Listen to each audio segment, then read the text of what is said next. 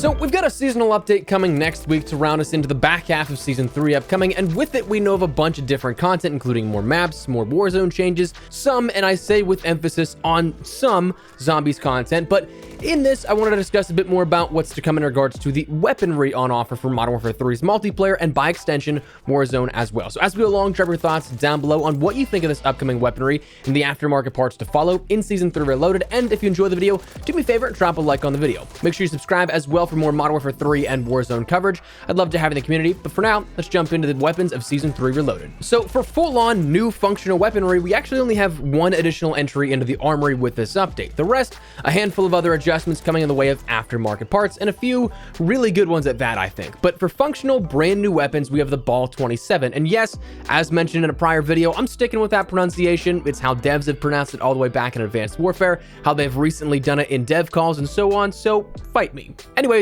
the Ball 27, 19 levels to rank up through here with this one. It's described as a bullpup prototype weapon designed to increase fire rate over time while the trigger is squeezed. The first 4 shots are slower to fire, but highly accurate. Detailed further by saying it's a top loading with reasonable rapid ammo swap. The fast firing future-proof assault rifle shreds at close ranges, has a moderate kick that drifts upward, offers great default reticles, and comes with a 60-round magazine once you've leveled it up, doubling the ammo available between reloads. Now this is going to be unlocked via Redacted, which we know by now means that it's in the extra battle pass sector that unlocks at mid-season.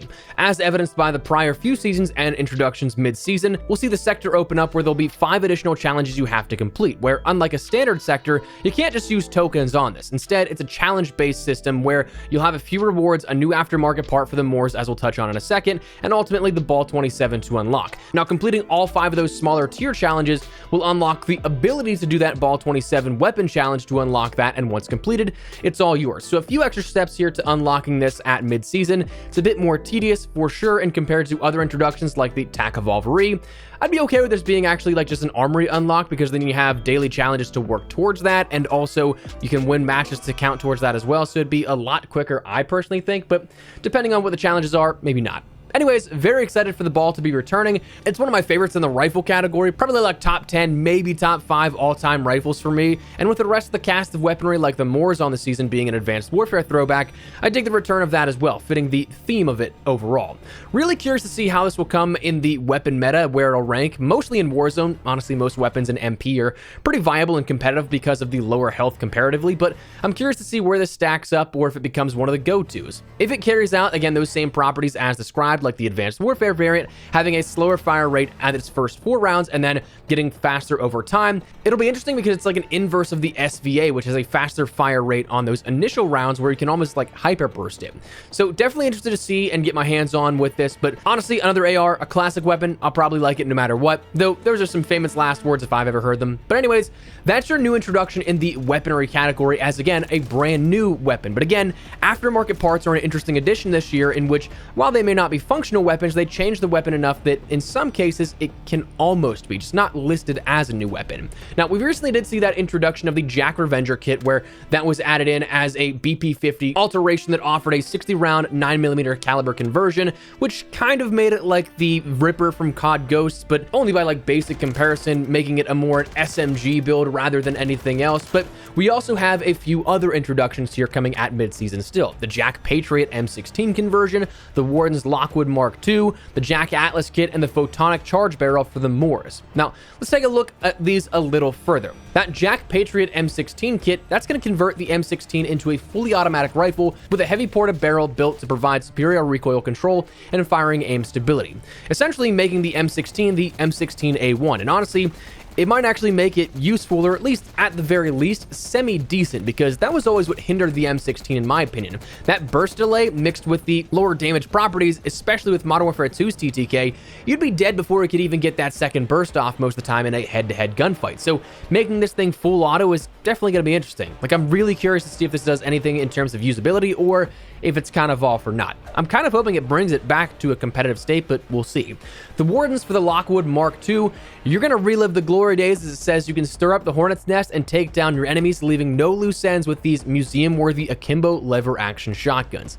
So if you couldn't tell by that description, we're bringing back probably some rage with this aftermarket part, because it brings back the akimbo 1887s from Modern Warfare 2 in the way of the Mark II from Modern Warfare 2. And so, listen, I don't think these are going to be as broken as they were back in 2009, just because that was a combination of truly bugs and damages that never got fixed because of the internal crumbling of Infinity Ward back in the day with a lawsuit going on. There were no devs on hand for that update that it was there but never got pushed through. Fun little bit of COD history there at that. The Model 1887s, one-man army, noob tubes, all that kind of stuff was actually scheduled to have fixes going out for it, but it just never saw the light of day. And of course, you had things like the netcode was way worse than what we have now. Gotta love those peer-to-peer connections on a much worse networking infrastructure now. And then again, that says a lot because netcode's still something that's an issue sometimes with Call of Duty. But hey, this thing will bring back some good throwback fun, or maybe not fun, depending on what end of this you're on. But beyond that, we have the Jack Atlas kit for the AMR-9, which will convert the AMR-9 into an extremely lethal and accurate 5-round burst carbine chambered in 5.56.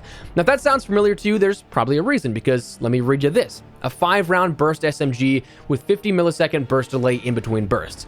That is a direct description of the AMR-9 from Advanced Warfare. So just like the Wardens, the Patriot kit, and again, as of recently with the Jack Revenger here, if we're being generous, it's kind of turning another weapon into something we've seen beforehand. And this one, the Jack Atlas kit, aptly named for the Atlas Corporation's burst SMG from Advanced Warfare, it's another Advanced Warfare throwback weapon on the season with the Ball 27 and the Moors. So interested to see how this one works out. I think that it might have some solid potential, but we'll see. And finally, the Photonic charge barrel for the Moors. This is a hyper-advanced barrel. Holding the trigger charges the rifle and releasing fires a single high-power energy projectile. Now, as mentioned with the Ball 27 unlock, this is a part of the redacted unlock segment, meaning that it's going to be a part of that Battle Pass sector that opens up next week and will be one of those 5 challenges you have to complete before earning the Ball 27. So if you're interested in that, you're going to have to end up unlocking this to begin with. But what's odd or perhaps interesting is that you can actually play around with this right now if you have the standard or black cell variation of the situational hazard blueprint from the Battle Pass. It comes along with that, and honestly, I wasn't a huge fan of it when I was ranking up the Moors, but perhaps I didn't get fully acclimated to it just yet. But yeah, if you're interested, it's technically usable right now, but only that one specific set of blueprints. But that's your weaponry that we have on offer, then it's still coming with Season 3 Reloaded here as of next week and in the weeks following. So just want to fill you guys in here and let you know of what's still upcoming in that usable weaponry department. So feel free to let me know your thoughts down below. And before we wrap everything up, make sure you check out my friends over at Gamer Advantage for what I firmly believe are the best blue light glasses on the market. I've worked with these guys for 3 years now and cannot recommend them enough. They're the most lightweight, comfortable, and durable frames on the market as far as I've used, and I definitely think they've helped my daily productivity.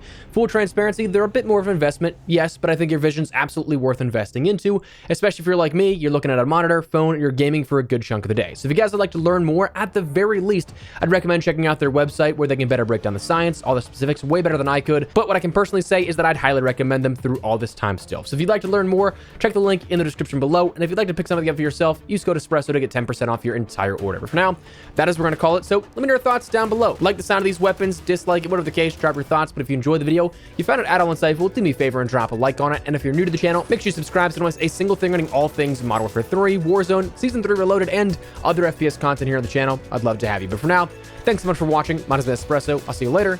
Take care and peace.